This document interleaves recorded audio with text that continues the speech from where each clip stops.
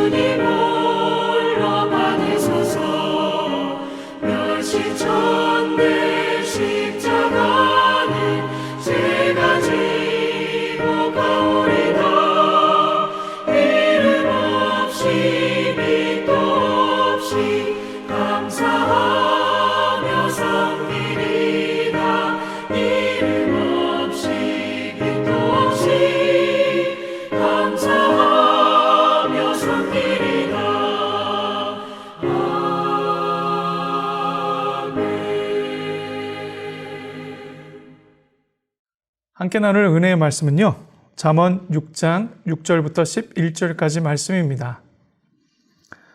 게으른 자여, 개미에게 가서 그가 하는 것을 보고 지혜를 얻으라.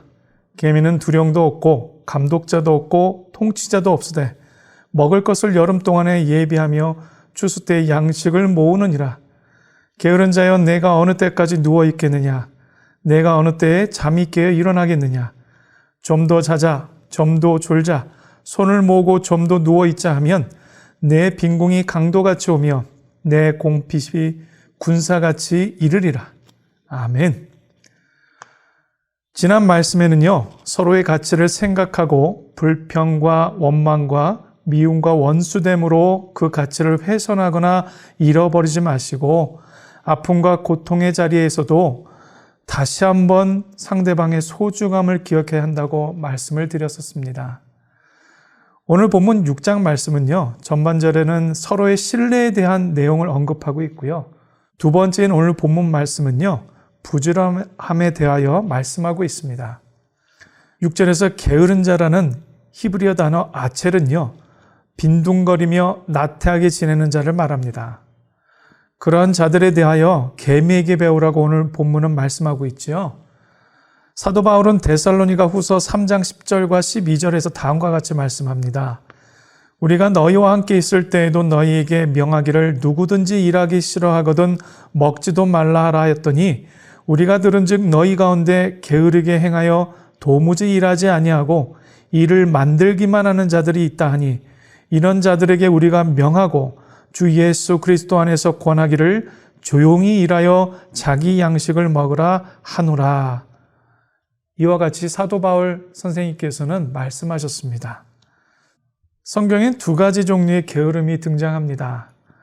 하나는 위험한 게으름이고요. 또 하나는 어찌 보면 거룩한 게으름, 좀 말이 맞진 않지만 이와 같은 내용들이 언급되고 있습니다. 첫 번째 위험한 게으름에 대해서 이렇게 규정합니다. 게으름은 악이다. 많은 사람들이 착각을 하는데요. 게으름은 단지 삶의 태도일 뿐이라서 게으르게 사는 사람도 있고 부지런하게 사는 사람도 있고 다 선택하기 나름이라고 말들을 합니다. 혹시 게으름은 나쁜 습관일 뿐이라 언제든 고치면 된다고 생각하고 계십니까? 그런데 성경은 절대 게으름을 선택이라고 말씀하지 않습니다. 절대 게으를 수도 있다고 말씀하지 않습니다.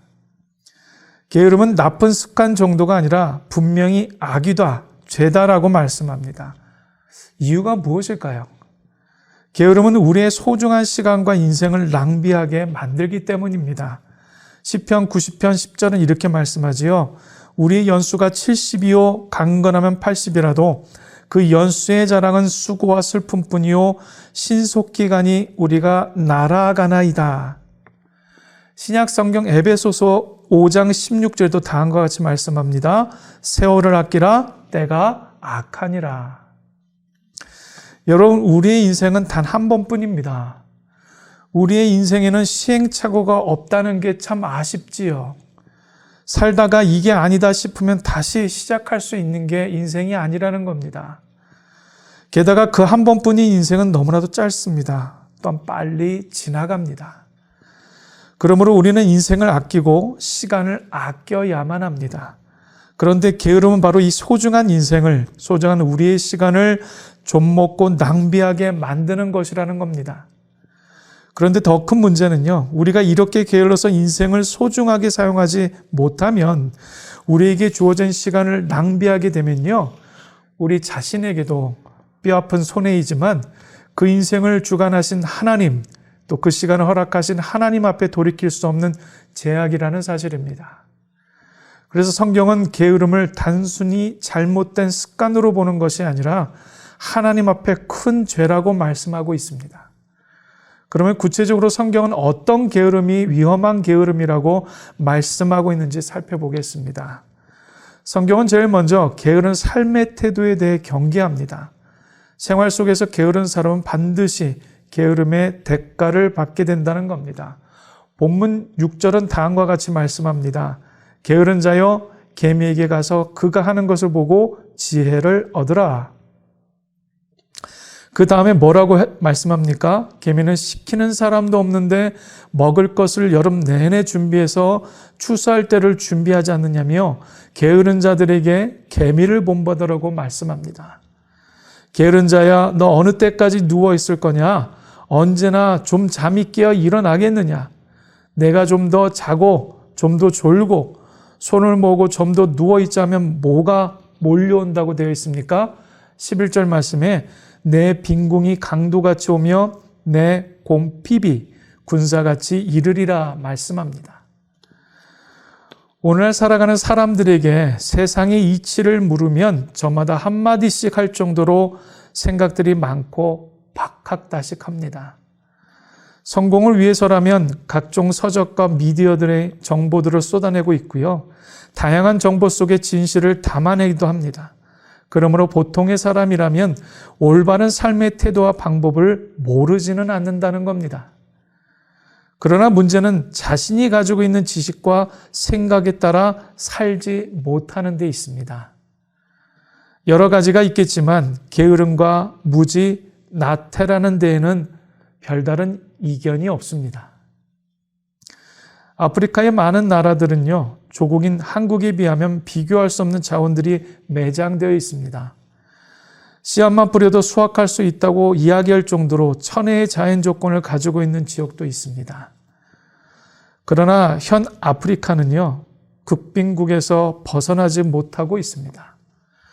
생필품조차도 공급되지 않아서 기아에 허덕이고 국제 원조를 통해 지원을 받는 형편입니다. 오랜 세월 동안 남자들은 거의 일하지 않고 빈둥거리고 여성들과 아이들이 일을 하거나 국어를 하여 필요한 것을 얻는 생활 습성과 성품에 길들여져 왔기 때문입니다. 그렇다면 믿음을 가진 우리들은 어떻습니까? 교회 공동체를 섬기면서 동시에 자신의 일을 돌봐야 하는 이중적 직무가 맡겨져 있기 때문에 결코 게으를 시간과 틈이 없어야 하는 것이 정상입니다. 교회에서는 인정받지만 사회에서는 인정받지 못하는 사람이 되거나 썬데이 크리스천으로 세상 일에만 열심을 내는 껍데기뿐인 성도의 모습이 현실이라면 이것만큼 큰 모순이 어디 있겠습니까? 우리가 먼저 삶의 태도를 바꿔내지 않으면 어느 누구도 자신을 대신할 수가 없습니다. 뿐만 아니라 하나님께서도 이를 죄라 여기십니다. 여전히 변화가 없는 살았으나 죽어가는 상태로 방관하고 무책임한 상태로 미루고 다른 이에게 떠넘기는 것을 주님은 결코 기뻐하지 않으신다는 겁니다. 오늘 하루도 우리에게 주어진 시간과 물질과 인생의 방향을 주님과 동행하고자 온 마음과 온 뜻과 정성을 다하시는 저와 여러분 모두가 되시기를 축복합니다. 함께 기도하실 내용은요. 첫 번째, 맡겨진 사명을 기억하고 최선의 방향이 무엇인지 생각하고 삶 속에서 실천하는 그리스도인이 되도록 함께 기도하셨으면 합니다. 두 번째는요.